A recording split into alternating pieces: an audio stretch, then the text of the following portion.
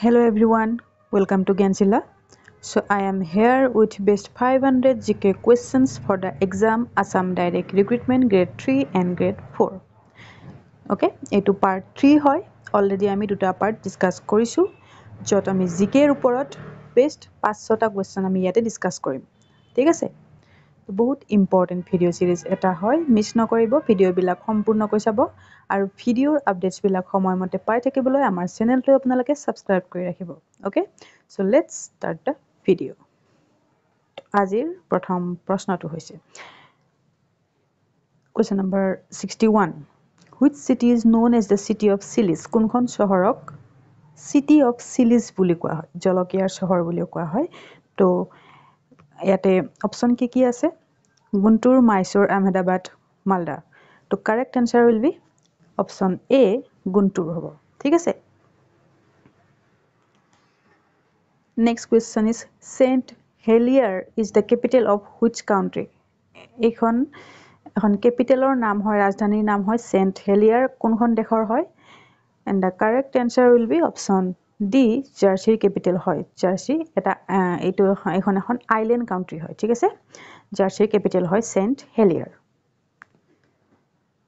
Batukama is famous festival of which state? কোনখন ৰাজ্যৰ এটা উৎসৱ হয় এটো Batukama. তো Batukama হয় কাৰ? ইয়াতে আছে Telangana, Andhra Pradesh, Kerala and Sikkim and the correct answer will be option A, Telangana. ঠিক আছে? Next question, where is the Great Himalaya National Park situated? ক'ত আছে Great Himalaya National Park যেহেতু এটো কেনেকৈ কৰিব হিমালয় ক'ত আছে তো Great Himalaya National Park আছে হিমাচল প্ৰদেশত আছে okay Som is the currency of কৰ currency হয় এটো কোনখন দেশৰ মুদ্ৰা হয় Som তো Som is the currency of correct answer will be option A Kyrgyzstan okay তো এটো ইংলিশ মিডিয়ামত মই ভিডিও কন্টিনিউ কৰি আছো এটো ভিডিও সিৰিজ অসমীয়া মাধ্যমত লাগিলে আন এটা ভিডিও সিৰিজ মই কন্টিনিউ কৰি আছো যি সকলে ইংলিশত প্ৰবলেম পায় অসমীয়া মাধ্যমত হেই ভিডিও সিৰিজটো মই কন্টিনিউ কৰা আছো হেতু আপোনালোকে চাব okay Next question, how many volunteers had accompanied Gandhi on famous Dandi March on March 12, 1930? গান্ধীজিয়ে যেটো দাণ্ডি মাৰ্চ আৰম্ভ কৰিছিল সল্ট ল বুলিও কোৱা হয় নাইবা আইন অমান্য আন্দোলন বুলিও কোৱা হয় এটো তো এই দাণ্ডি মাৰ্চটো গান্ধীজিয়ে আৰম্ভ কৰিছিল কেতিয়া মাৰ্চৰ 12 তাৰিখ 1930 চনত তেখেতে যেতিয়া এটো আৰম্ভ কৰিছিল কৰ পৰা সবৰমতিৰ পৰা দাণ্ডিলৈকে তেখেতে যাত্ৰা আৰম্ভ কৰিছিল তো সবৰমতিৰ পৰা যেতিয়া এই যাত্ৰাটো তেখেতে আৰম্ভ কৰিছিল তেখেতৰ লগত আৰু কিমান গৰাকী ভলান্টিয়াৰ্স আছিল তেখেতৰ লগত গৈছিল তো তেখেতৰ লগত আছিল কিমান correct answer will be option D 78 okay Which country's constitution is the longest written constitution? সকলোতকৈ longest written constitution কাৰ আছে easy question হয় নিশ্চয় জানে আমাৰ ভাৰতৰ আছে India okay so next question লৈ যোৱাৰ আগত আমাৰ ই-বুক এইখিনি হল তলৰ ডেসক্ৰিপশন বক্সত লিংক দিয়া আছে টোটাল 8খন ই-বুক আছে তাৰ ভিতৰত এই 4খন ই-বুক বহুত ইম্পৰ্টেন্ট হয় যিকিখনৰ আপোনালোকে যদি 4খন একেলগত লব বিচাৰে 15% ডিসকাউন্ট এটা আপোনালোকে পাব 4খন একেলগত ললে 15% ডিসকাউন্ট দি থকা হৈছে যদি লব বিচাৰে আমাৰ WhatsApp নাম্বাৰটো ইয়াতে তলত দিয়া আছে 8402086470 ওকে এই নাম্বাৰটোলৈ WhatsApp কৰিলে বাকি তথ্য আপোনালোকে পাব 15% ডিসকাউন্ট যদি 15% ডিসকাউন্টত লব বিচাৰিলে এই নাম্বাৰটোত WhatsApp কৰিব ওকে আসাম নৰ্থ ইষ্টৰ ওপৰত আছে এখন ই-বুক নৰ্থ ইষ্টৰ ওপৰত হয় এখন 1500 স্ট্যাটিক জিকে এমসিকিউ 1500টা আপোনালোকে প্ৰশ্ন ইয়াতে পাব এখন হৈছে Assam and its people and Assam art and culture ওপৰত 200 MCQ and Assam geography 200 MCQ ঠিক আছে next question Kanaklata Barua died in Kanaklata Barua মৃত্যু কোনটো আন্দোলনত হৈছিল তো কনকলতা বৰুৱাৰ মৃত্যু হৈছিল কোনটো আন্দোলনত she was died in option B quit india movement 1942 Bharat ত্যাগ আন্দোলন okay Amnesty International is associated with which of the following এটো এটা সংস্থা হয় Amnesty International বুলি তো এইটো কিহৰ লগত জড়িত হয় এইটো জড়িত হয় কিহৰ লগত correct answer will be option A human rights ৰ লগত এইটো জড়িত হয় এই সংস্থাটো ঠিক আছে মানৱ অধিকাৰৰ ক্ষেত্ৰত Who among the following is a flute player কোনে তলৰ কোনজন এজন বাঁহী বাদক হয় ইয়াত আছে Zakir Hussain Hariprasad চৌৰাচিয়া Ravi Shankar, Shiv Kumar Sharma, and the correct answer will be option B, Hari Prasad Chaurasia. Constitution Day of India is on. Ketia ami palon koru Constitution Day সংবিধান দিৱস আমি পালন কৰো কেতিয়া আৰু হেয়া হৈছে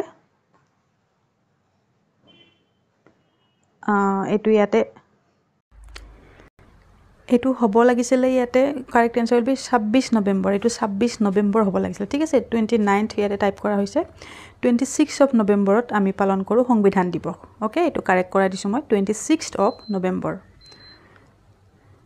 next do or die the slogan was given by কোনে দিছিলে এই স্লোগানটো ডু অর ডাই এই স্লোগানটো দিছিলে কোনে correct answer will be option B Mahatma Gandhi Delhi চলো স্লোগান ওয়াজ গিভেন বাই এটু কোনে দিছিলে দিল্লী চলো এইটো স্লোগান দিছিলে কোনে ইয়াতে আছে Subhash Chandra Bose Motilal Nehru Gopal Krishna Gokhale Bal Gangadhar Tilak and the correct answer will be option A Subhash Chandra Bose The slogan go back to the Vedas was said by etu kone koisile go back to the Vedas ei slogan tu kone disile to eitu slogan disile kone tekhet hoy correct answer will be Swami Dayanand Saraswati option B okay Gita Rahasya the book was written by ইখন কিতাপখন কোনে লিখিছিলে গীতা ৰহস্য এই পুথিখন লিখিছিলে কোনে Mahatma Gandhi Valmiki Bal Gangadhar Tilak and Panini and the correct answer is option C Bal Gangadhar তিলকে লিখিছিলে এইখন Gita Rahasya okay question number 76 why I am an atheist the book was written by এই পুথিখন কোনে লিখিছিলে why I am an atheist এই পুথিখন লিখিছিলে কোনে তো এই কিতাপখন লিখিছিলে অপশন এ ভগত সিং এইখন লিখিছিলে ঠিক আছে The retirement age of High Court judge is কিমান হয় High Court judge or retirement age হয় কিমান 65 70 75 62 and the correct answer is option D 62 High Court or 62 হয় Supreme Court 65 হয় আগতে মই এটো কৈ আহিছো Nokalikal Falls is located at কত আছে এটো Nokalikal Falls এই ফলস টু আছে কোনখন ৰাজ্যত Meghalaya Arunachal Pradesh Sikkim and Kerala and the correct answer will be option A মেঘালয়ত আছে ঠিক আছে Rudrasagar Lake is in কত আছে Rudrasagar Lake এইটো আছে Rudrasagar Lake টু আছে কত ত্ৰিপুৰাত আছে অপশন বি শুদ্ধ উত্তৰ হয় Tripura Greater Flamingo is the state bird of এইটো এটা state bird হয় Greater Flamingo কোনখন ৰাজ্যৰ হয় উত্তৰাখণ্ড নাগালেণ্ড গুজৰাট মহাৰাষ্ট্ৰ শুদ্ধ উত্তৰ কোনটো হ'ব ইয়াতে হ'ব অপশন সি গুজৰাটৰ এইটো state bird হয় Greater Flamingo গুজৰাটৰ ৰাজধানী কি হয় গান্ধীনগৰ হয় ঠিক আছে Karavati is the capital of কি হয় কোনখন দেশ বা ইউনিয়ন টেৰিটৰি ক্যাপিটাল হয় কাবাৰাত্তি তো কাবাৰাত্তি ক্যাপিটাল হয় কত কাৰ ইয়াতে আছে Andaman Nicobar Haryana Lakshadweep Madhya Pradesh and the correct answer will be option C লক্ষদ্বীপৰ ক্যাপিটাল হয় কাবাৰাত্তি okay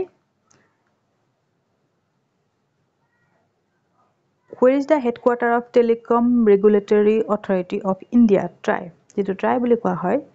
ইয়াৰে হেডকোয়াৰ্টাৰ টু কত আছে ইয়াৰে হেডকোয়াৰ্টাৰ আছে কত নিউ দিল্লীত আছে ইয়াৰে headquarter Which city is known as the Garden City of India কোনখন চহৰক কোৱা হয় Garden City of India বুলি কোৱা হয় Kerala Chandigarh Chhattisgarh Bangalore and the correct answer is option D Bangalore কোৱা হয় Garden City of India In which year House of People was named as Lok Sabha কিমান চনত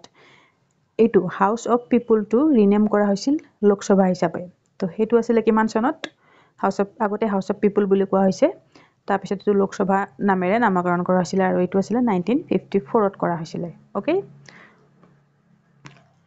Luxor Temple is located in which country কোনখন দেশত আছে এই মন্দিৰটো Luxor Temple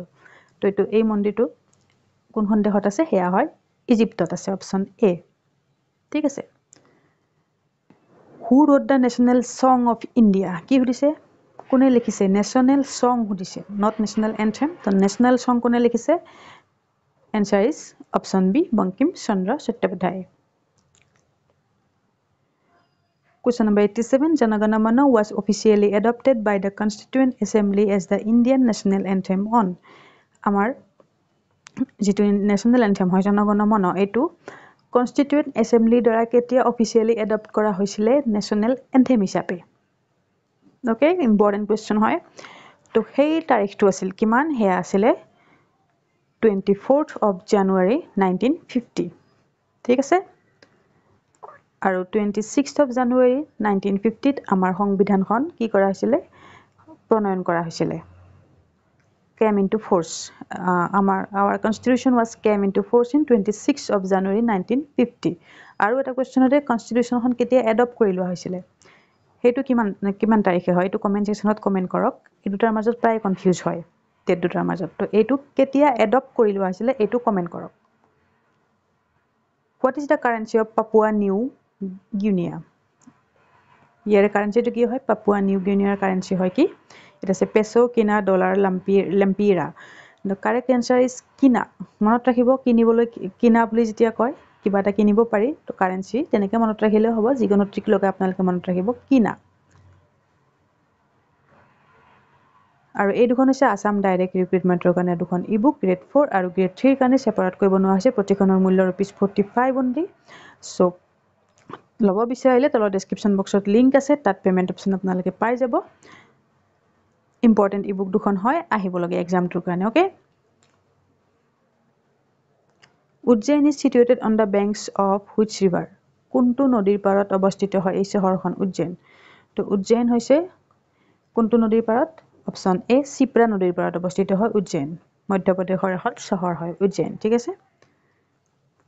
Tajmahal is situated on the banks of which river Tajmahal কোনটো নদীৰ পাৰত অৱস্থিত হয় তো Tajmahal হৈছে কোনটো নদীৰ পাৰত Tajmahal আছে আমাৰ যমুনা নদীৰ পাৰত আছে Tajmahal option B will be the correct answer Yamuna নদীৰ পাৰত আছে Tajmahal ঠিক আছে সো এইখিনি হয় আজি ভিডিওটোৰ কাৰণে কোৱেশ্চন আনসাৰ কেনে পালে আপোনালোকে ফিডবেক বিলাক আমাক কমেন্ট সেকশনত জনাব that's all for today if you like the video please like share and subscribe our channel and press the bell icon for further updates of our video till then keep learning keep sharing jai hind